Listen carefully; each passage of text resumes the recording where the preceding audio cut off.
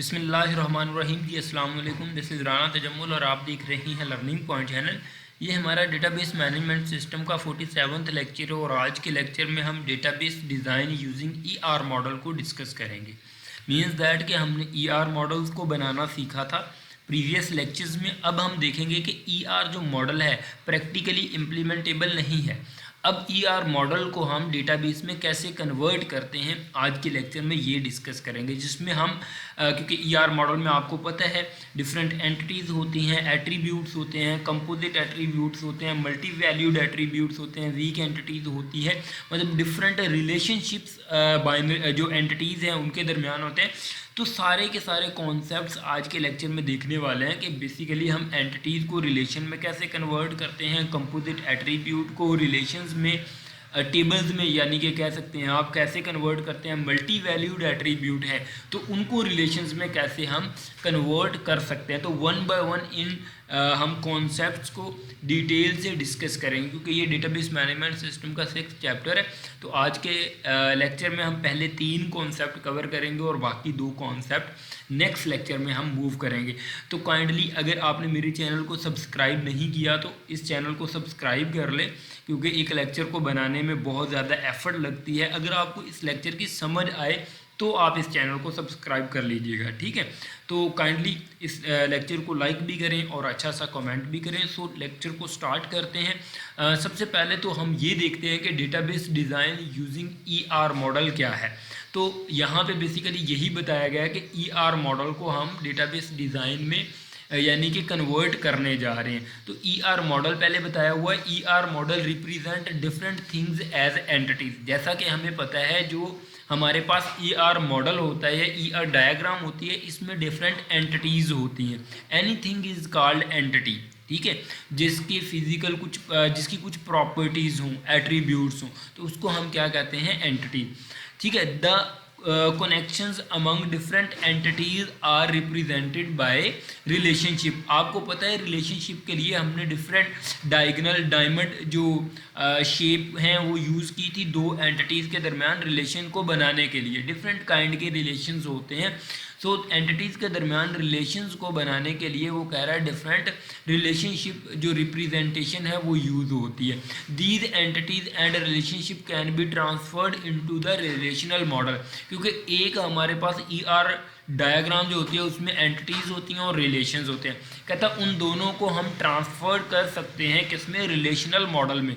Means that हम उनको tables में कन्वर्ट कर सकते हैं एक ईआर डायग्राम को। This model can be used to diagram design the database using the relational model. So हमारे पास कह रहा है कि ये जो हमारे पास डिज़ाइन होता है उसको एज अ रिलेशनल डेटाबेस या मॉडल के तौर पे हम यूज़ कर सकते हैं, मीन्स दैट कन्वर्ट कर सकते हैं। अब हमारे पास कुछ टर्म्स हैं जो कि बेसिकली आपको पता होना चाहिए, तो मैंने सोचा आपको बता दूं क्योंकि हमने पीछे भी बार बार इन टर्म्स को यूज़ किया है ताकि जब हम नेक्स्ट स्लाइड को देखें आपको पता चले।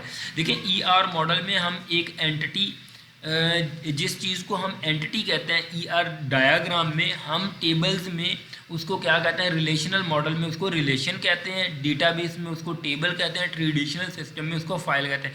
मीन्स दैट ये चारों जो सेंस है ये सेम सेंस के नेम है। एंटिटी का अल्टरनेटिव रिलेशन होता है, रिलेशन का अल्टरनेटिव टेबल होता है, टेबल का अल्टरनेटिव फाइल होता है।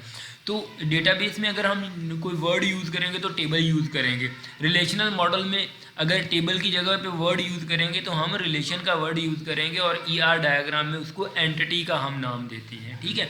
तो इसी तरह एंटिटी इंस्टांस एक टप्पल को कहते हैं, टप्पल एक रो को कहते हैं, रो को आप रिकॉर्ड भी कह सकते हैं, ठीक है।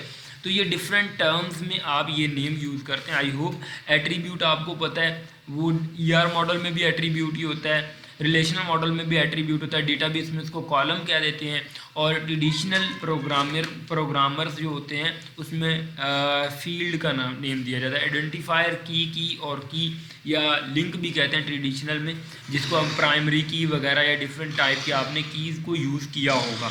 सो नेक्स्ट हम मूव करते हैं कन्वर्टिंग एंटिटीज़ इनटू रिलेशन के मीन्स दैट जो एंटिटीज़ हैं उनको रिलेशंस में हम कैसे कन्वर्ट कर सकते हैं। पहले ये हम ट्रेडिशनल जो रवायती डायग्राम एक वो डेफिनेशन उसको रीड करते हैं और उसके बाद मैं एग्जांपल के साथ आपको बताऊंगा कि अगर ये फॉर एग्जांपल ये आपके पास ER डायग्राम है तो इसको आप रिलेशन में कैसे कन्वर्ट कर सकते हैं। ठीक है, 1 बाय 1 स्टेप के साथ आपको मैं डिटेल में बताने वाला हूँ। पहले डेफिनेशन देखते हैं। The process of converting entities into relation is very simple. पहली बात ये उन्होंने हमें कही है कि ये बहुत सिंपल प्रोसेस है, कि ये कोई इतनी रॉकेट साइंस नहीं है, हम इजीली इसको कन्वर्ट कर सकते हैं, right. In this process the name of entities become the name of relation. कहता है ER डायग्राम में जो जो एंटिटीज होंगी, जो नेम मतलब कि एंटिटी का नेम होगा वही नेम रिलेशन का बन जाएगा।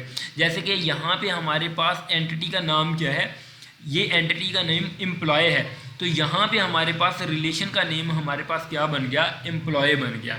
ठीक है, यही बात यहाँ पे कही थी कि जो हमारे पास एंटिटी का नेम है वही हमारे पास अगर रिलेशन में हम कन्वर्ट कर रहे हैं टेबल में तो वो रिलेशन का नेम बन जाएगा, जैसे कि एम्प्लॉय है। ठीक है, आफ्टर दिस सिंपल जो and attribute of the entity become the field of the relation. कहता है जितने भी एट्रीब्यूट होंगे उस एंटिटी के वो क्या बन जाएंगी, जो हमारे पास रिलेशन होगा उसके फील्ड बन जाएंगे। जैसे कि हमारे पास ये एक एम्प्लॉय आईडी है, ये एक एट्रीब्यूट है एंटिटी का, ये एक नेम है एट्रीब्यूट जो एंटिटी का, एक एड्रेस है और एक बर्थ डेट है। ये तमाम के तमाम चारों के चारों हमारे पास क्या है, एट्रीब्यूट हैं एम्प्लॉय एंटिटी के। अब ये एम्प्लॉय की जगह पे तो यानी कि जो एम्प्लॉय था एंटिटी का नेम था वो तो रिलेशन का नेम बन गया, लेकिन ये चारों के चारों एट्रीब्यूट इसके क्या बन जाएंगे, जो रिलेशन के क्या बन जाएंगे, फील्ड बन जाएंगे। जैसे कि उसने कहा कि वो क्या बन जाएंगे, फील्ड बन जाएंगे। जैसे कि एम्प्लॉय आईडी, नेम की जगह पे नेम आ गया, एड्रेस की जगह पे एड्रेस आ गया, बर्थ डेट की जगह पे बर्थ डेट आ गई। ठीक है, और इसको अंडरलाइन क्यों किया हुआ है एम्प्लॉय आईडी को, क्योंकि ये एक प्राइमरी हमारे पास क्या है, एक प्राइमरी की है। ठीक है, प्राइमरी की ऐसी की होती है जिसको यूनिकली आइडेंटिफाई किया जा सकता है। तो आपको पता है ये हमारे पास ER डायग्राम में भी जो भी अंडरलाइन की हुई हमारे पास एट्रीब्यूट होता है वो प्राइमरी की होता है, और रिलेशन में भी उसको प्राइमरी की ही रखते हैं। After this simple conversation the relation is explained examined according to the normalization criteria. कहता है हम उसको जब इसको हम क्या कर लेंगे, कन्वर्ट कर लेंगे, तो जो टेबल हमारे पास बनेगा उसको एग्जामाइन किस क्राइटेरिया के तहत किया जाएगा, नॉर्मलाइजेशन क्राइटेरिया के टेबल जो भी बनेगा वो नॉर्मलाइज्ड होगा। ठीक है, the relation can be modified if it does not satisfy the rules of normalisation.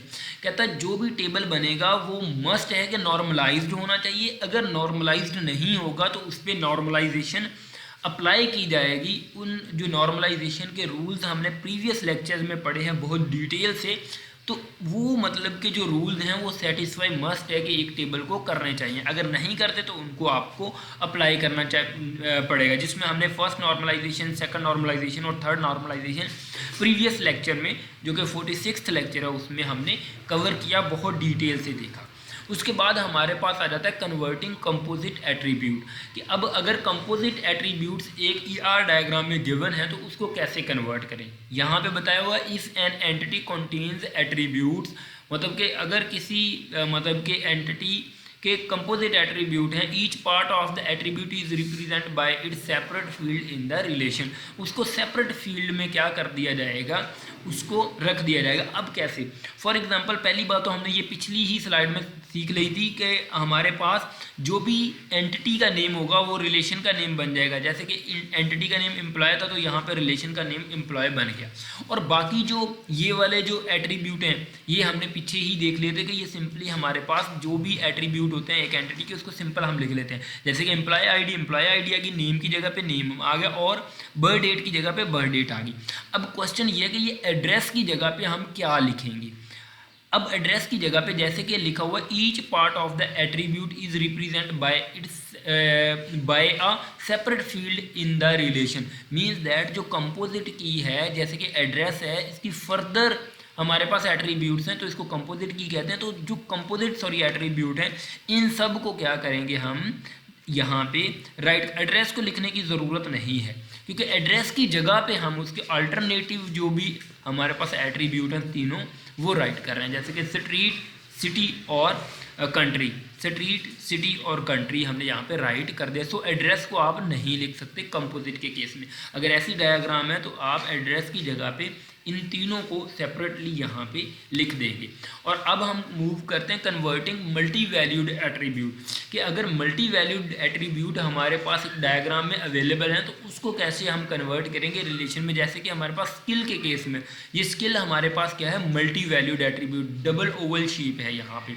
The attribute is represent in a separate relation, कहता है अगर हमारे पास मल्टी वैल्यूड एट्रीब्यूट है तो उसका हम अलग से रिलेशन बना देंगे। If an entity contain multi valued attribute, अगर किसी भी हमारे पास रिलेशन में मल्टी वैल्यूड एट्रीब्यूट आता है, जैसे कि एम्प्लॉय की जगह पे एम्प्लॉय का ही टेबल आ जाएगा क्योंकि ये एंटिटी का नेम एम्प्लॉय है।